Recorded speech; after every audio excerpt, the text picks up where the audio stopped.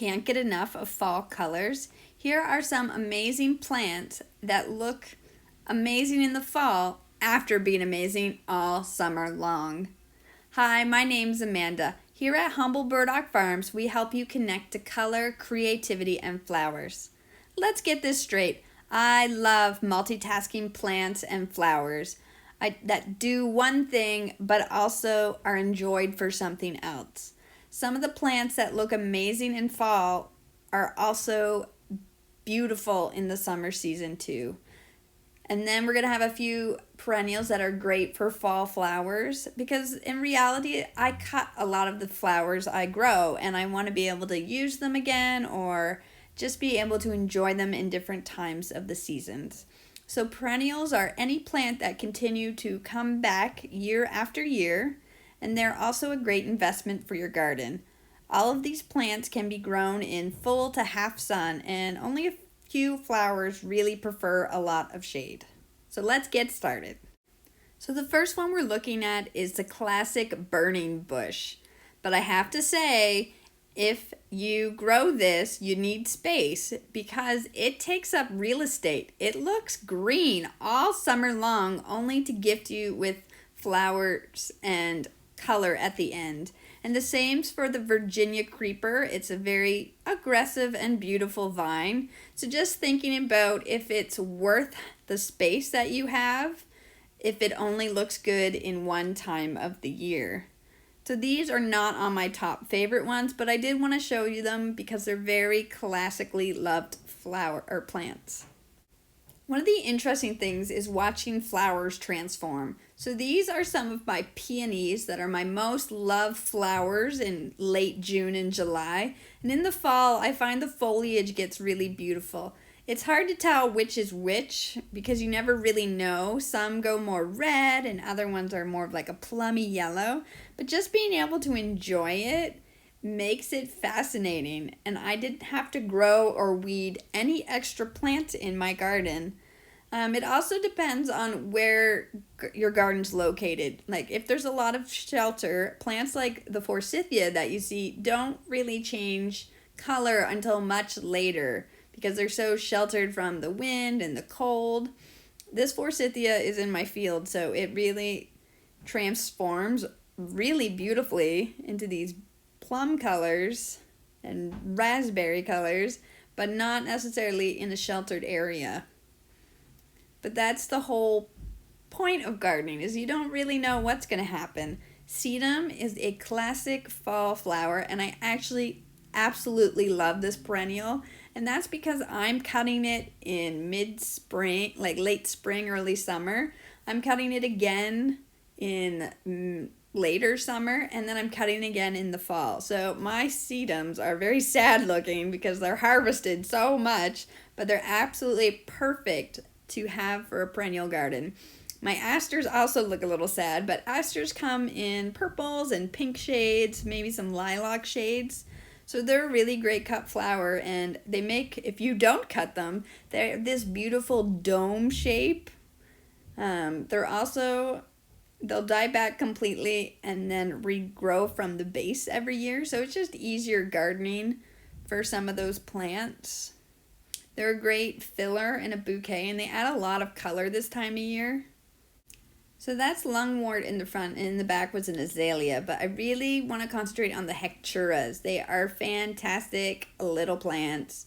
You can buy varieties that have longer stems, which I sometimes use for bouquets, but mainly arrangements.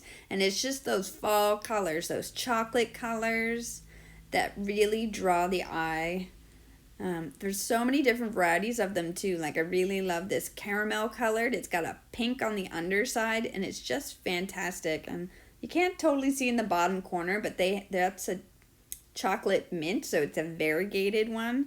I'm really crazy about hecturas because they look great for so much of the year, but especially in fall. So it is something you might want to add into your garden, and especially your shade garden. Verbenum or high bush cranberry are also worth mentioning. It's a great tall shrub if you need some wind cover, but the berries are nice for arrangements as long as they haven't been frosted too many times. And I know they say they're edible, but for the record, they taste like dirty, stinky socks. And I know this because I tried. So don't feel like you're going to get some extra food off of them just because they say they're edible, because they don't taste good. One of my favorite ones is Euonymus. So this is a variegated yellow to green shade. It is super hardy and it is available. I cut this almost the entire year and it still looks really good.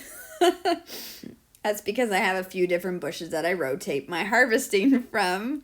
It's great for Christmas bouquets, for Christmas wreaths, for spring. It's gorgeous. So that's a really popular one. This is just a back view of the house, and we've got a Korean lilac tree that I really like, and some barberry. That's the burgundy, and I think that's a Weigelia more in the front. It's just different, thinking about different heights and different colors together. Really add elements for garden design, and just contrast really catches your eye. If everything was the same color, it would not be as much fun.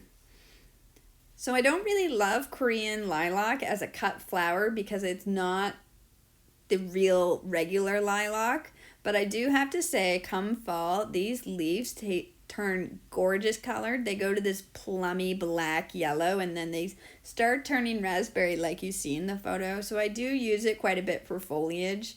As I said, not my favorite tree to grow, but I do know it's really popular in a lot of other people's gardens. So everyone has their own opinions. I love hydrangeas, and hydrangeas, they don't always rebloom in the fall, but I find some of the more sheltered blooms look better for longer. And there's so many different types of hydrangeas, as you'll see, and so all the foliage looks a bit different transitioning through the fall time. I should mention that I live in a 5B growing zone, and if you're not sure if a perennial is going to last or not for you, you should Google your growing zone just so you know when you're shopping.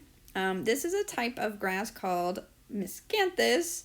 I absolutely love grasses, so anything that's miscanthus or penstemon are super, super popular to grow, especially because they add some interest in the fall as well as other times of the year, because it'll be the grasses look beautiful, and then the seed heads come out and they look great. Pampas grass is also becoming one of those more popular ones for cut flowers.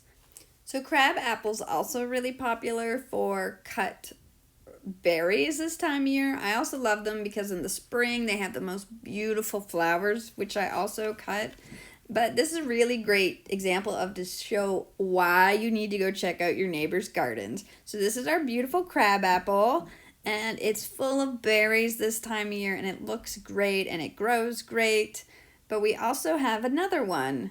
So just being able to go sneak over to the garden center or your neighbors and kind of see the different varieties that are growing are going to help you make better informed choices. This is our other apple, crab apple, and as you'll see, there's no leaves on it and there's no berries. It's just a different variety. So that's more beautiful in the spring and less important in the fall. So if I had a small space, I would make sure I didn't end up with this one.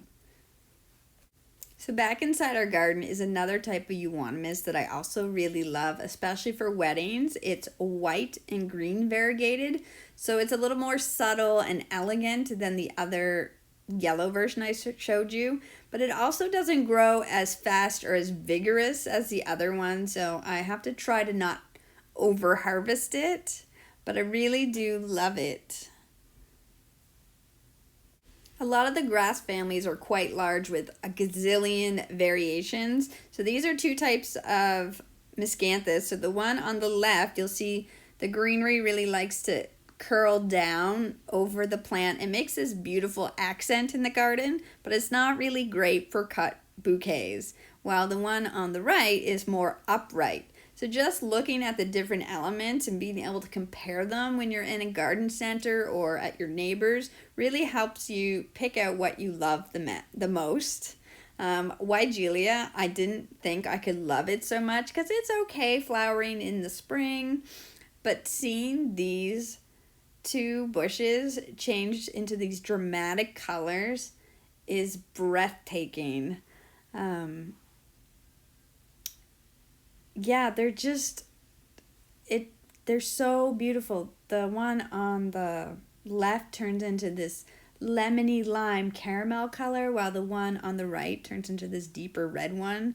So it's just an interesting dynamic to know that you've got these beautiful flowers that you can kind of cut for with in the summer, and then later on you can enjoy them in a different aspect. So not all plants are going to look 100% awesome in the fall because it is cold. Some leaves do not like it. This is a different type of Weigelia that's variegated, so it's a real sagey white pink most of the year, and it looks great. But this time of year it gets a little ill looking, but it's still decent, I will say. So it's just another interesting take on the Weigelia and your options available.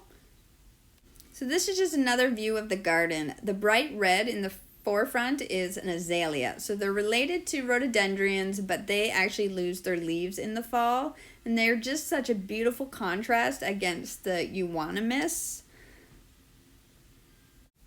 I didn't always love roses. I know. But the fact is that they're powerhouses. You will enjoy blooms in the thick of the summer, and then they generally slow down when the heat hits. But I find come fall and like just later summer, they ramp up again, and you just are gifted with some beautiful blooms each and every day. And of course, if you are bored of the blooms, there's also the rose hips to look forward to. So there's different types of flowers and different types of rose hips that you can be purchasing for, but they're just beautiful accents to the garden, and you can never have too many roses, I've realized. So this is fall flowering monkshood.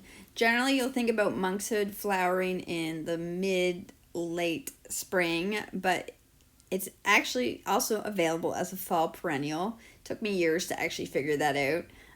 I don't quite love them in the field. They really need a bit of shade and a bit of shelter, but they're beautiful line flowers that just add a bit of color this time of year. So if you're interested about growing fall perennials for cut flowers, check out our book, From Seed to Centerpiece, A Floral Journey Through the Seasons. There's a link below, and let us know in the comments if you have a favorite fall flower that you love.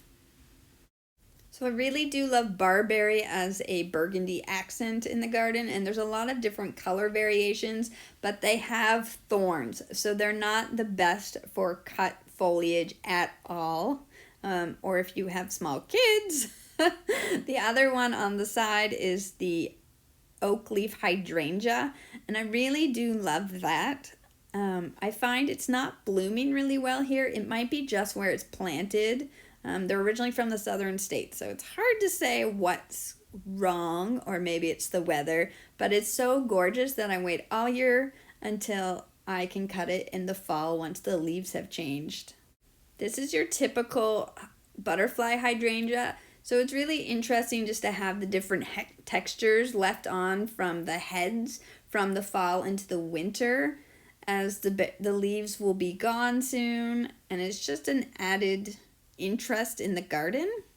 So this is just a smaller bush hydrangea, so it's important when you're choosing the plants for your garden to choose for the right height and width, just because you don't want oversized elements if you don't have a lot of space to work with.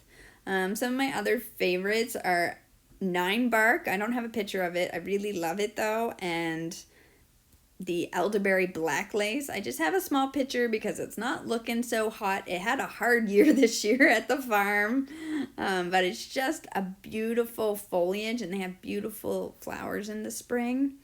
So this is just a backup of our garden. So you'll see on the far left, that's a hydrangea that's starting to change into a plum color. There's more peonies, but they're sheltered, so I suspect it'll just take longer for them to change. And then we do have a lot of conifers popping up. So come December, we're going to go in depth about conifers so that you've got a great way to choose plants for your winter gardening. Some other flowers I didn't show pictures of were Japanese maples and water lily crocuses. And all of these plants can be grown in full to half sun with only a few preferring shade. So if you have a favorite flower that I didn't mention, pop it in the comments below. Be sure to like this, hit subscribe, and share this with all your friends because we have new videos coming out every single Tuesday. So thank you so much for watching. Have a great day.